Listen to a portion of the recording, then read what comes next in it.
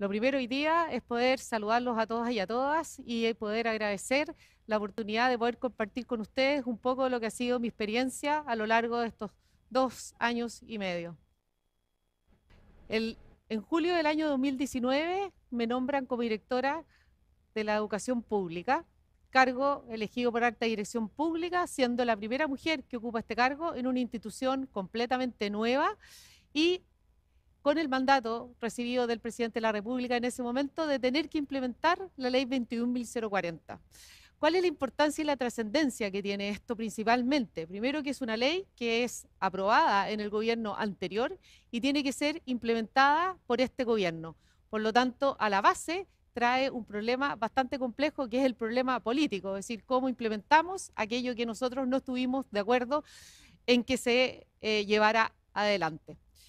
Esta reforma es la reforma más grande y más compleja y estructural y profunda que se ha implementado desde los más o menos 40 últimos años en el sistema educacional chileno y que viene a cambiar principalmente la forma de gestionar todo lo que es la educación pública municipal. ¿Cuál es el contexto en que me toca poder implementar esta reforma? Contexto año 2019-2021, y vamos a hacer una mirada primero hacia el exterior para posteriormente también poder hacer una mirada a ese contexto interno. ¿Qué es lo que empieza a pasar? En octubre del año 2019 tenemos el famoso estallido social. Para aquellos que no comprenden o no tienen información sobre esto, ¿no es cierto? Es este gran movimiento social de toda esta gente que sale a las calles exigiendo una mejora en montones de derechos, pero también en montones de ámbitos, desde el punto de vista social, económico, educacional, de la salud. Movimiento que culmina con la convención y la elección de estos convencionales que van a redactar la nueva constitución, pero que trae aparejado un malestar social que se viene a asentar y que se une con un tema de violencia bastante importante. Durante el año 2020 y el año 2021 hemos estado principalmente, ¿no es cierto?, eh, a, enfrentados a lo que ha sido la pandemia producida por el COVID-19. Y esto en el nivel, en la educación, ha sido uno de los sectores más afectados, principalmente ¿por qué? Porque en marzo del año 2020 nos hemos enfrentado principalmente al cierre de nuestras escuelas, de nuestros liceos, de nuestros jardines infantiles y de la noche a la mañana a tener que inventar una nueva forma de darle continuidad al proceso de enseñanza-aprendizaje. Y durante el año 2021, ¿no es cierto?, ha estado marcado principalmente por este retorno a las aulas, que ha estado bastante complejo, principalmente en el sector donde a mí me toca trabajar, por la falta de conectividad, por la falta de recursos tecnológicos y de capacidad tecnológica en los docentes y profesores. ¿Qué más ha pasado o qué más me pasa a mí en este tiempo? Aquellos libros que había estudiado, ¿no es cierto?, aquellos autores que venía siguiendo por mucho tiempo, pasan a ser realidad y pasan a cruzar por mi cabeza ideas principalmente de esta realidad líquida, de esta incertidumbre, de esto que nos empieza, ¿no es cierto?, a tener más incertezas que certeza, a no saber cuándo vamos a poder salir de la cuarentena, en qué momento vamos a poder volver a las escuelas, etcétera. Y por otra parte también, cómo este tema del poder deber tan marcado, ¿no es cierto?, por este psicólogo y sociólogo coreano, con esta sociedad del cansancio, con esta autoexigencia, empieza a cruzar y de alguna forma empieza a marcar fuertemente todo lo que es nuestra realidad social. Por mucho tiempo había estudiado a Michael Fullan, principalmente por la labor o por el trabajo que me había tocado ejercer anteriormente. Y este concepto de él, en uno de sus cuantos libros, ¿no es cierto?, y estudio, el ser experto, pero también ser aprendiz, el poder entender cuándo tengo que estar en el balcón, cuándo tengo que bailar, cuándo dirijo la orquesta, cuándo tengo que tocar el instrumento, cómo voy jugando estas dos cosas para poder hacer lo que me habían pedido, ¿no es cierto?, y me habían encargado hacer durante este tiempo, pasa a tomar una fuerte realidad en la labor. Y con este contexto de incertidumbre, este liderazgo también pasa a ser un liderazgo en crisis, pasa a ser un liderazgo de gestión de cambio y pasa a ser algo fundamental e importante en cómo de alguna forma tengo que salir al encuentro y tengo que sumar a todo un equipo de trabajo que no conozco, que está ahí y que muchos de los cuales llevan años haciendo distintas labores y no tienen mucho interés de ir moviéndose de su metro cuadrado. Internamente, ¿qué es lo que me pasa? Entro a un servicio público, yo venía principalmente del mundo privado y eso obviamente me hace rápidamente entender que esta administración pública está hecha para el equilibrio. Es un sistema que por los códigos, por el estatuto administrativo y por distintos elementos tiende hacia el equilibrio. Y eso es bien importante al momento de tratar de entender esta cultura. ¿Por qué? Porque finalmente, si hago lo que tengo que hacer, y no más allá que eso, si cumplo mi rol o si cumplo mi tarea, voy a poder hacer mi carrera funcionaria, voy a poder, ¿no es cierto?, tener una calificación adecuada a final de año y no tengo que hacer más para lograr el objetivo que tengo que lograr. Y de ahí hay ciertas frases que empiezan a aparecer, ¿no es cierto?, que me van a marcar durante, sobre todo, el inicio de este trabajo, sobre todo durante los primeros 6 meses, en donde me doy cuenta que solamente por ser directora nacional tengo autoridad, tengo poder, basta que diga algo y lo hacen, no hay mayores cuestionamientos, no hay trabajo en equipo, sino que me encuentro con un conjunto de islas al interior de la misma institución de la Dirección Nacional de Educación Pública y que ni siquiera sé lo que hace el que está sentado en el escritorio del lado. No me importa mucho tampoco, porque al final tengo un horario que cumplir y tengo una tarea que hacer. Y de ahí me encuentro, ¿no es cierto?, siendo la directora nacional, paso a ser la directora. Aquellos que me conocen un poco más me dicen Dire, eso ya es como lo máximo. Me paso a llamar María Alejandra, dejo de ser la Ale y me toca empezar a tomar decisiones para poder avanzar en un contexto que se hace muy complejo y que es muy diferente a lo que yo estaba acostumbrada a hacer.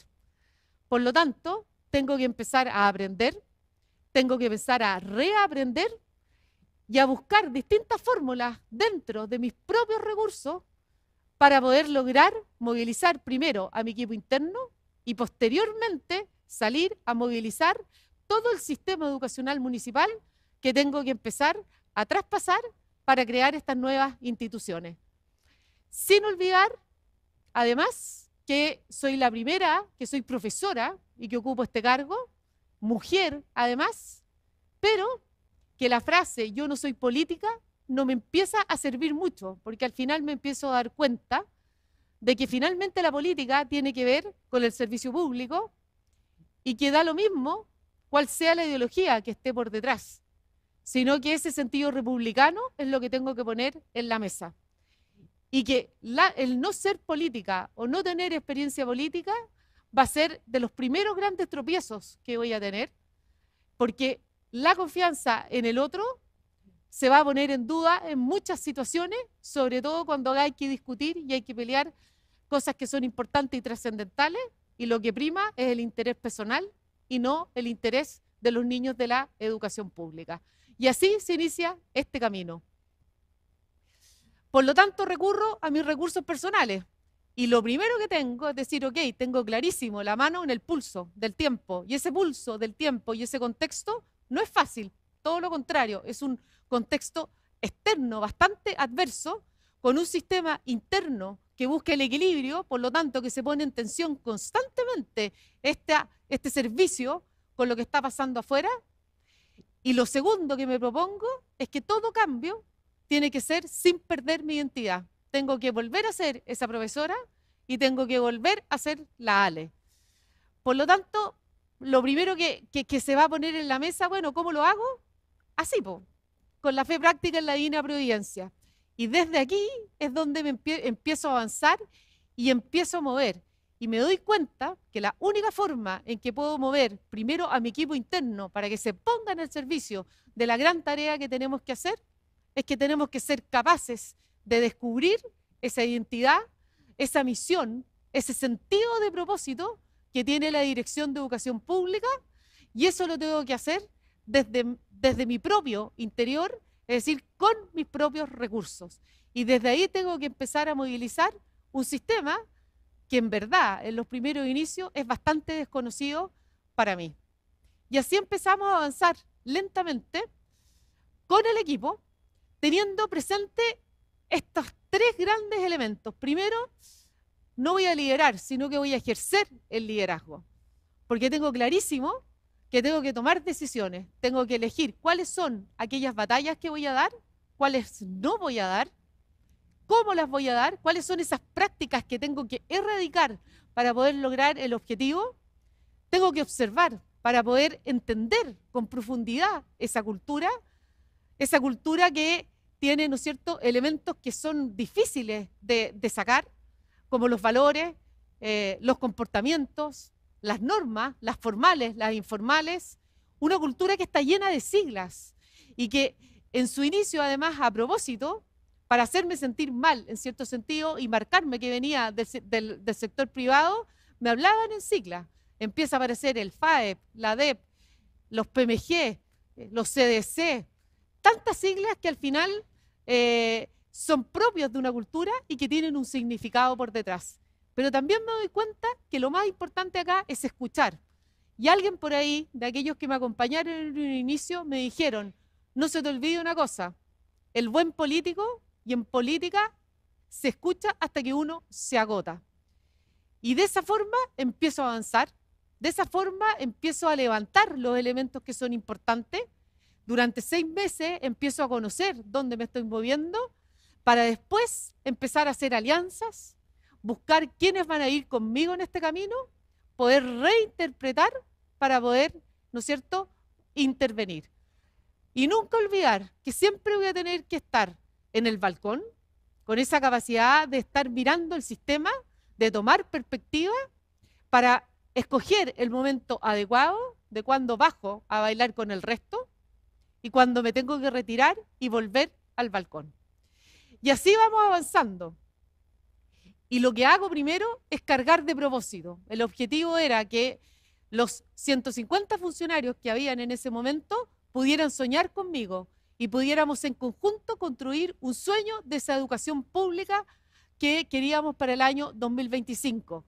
¿Para qué? Para que posteriormente, después de levantar cuáles eran esos elementos importantes de este gran sueño, pudiéramos en conjunto construir un relato que iba a ser aquello que queríamos transmitir en el momento que teníamos que salir realmente a terreno y teníamos que salir a vender este sueño para que otros quisieran caminar con nosotros y nos ayudaran a construir este nuevo sistema de educación pública.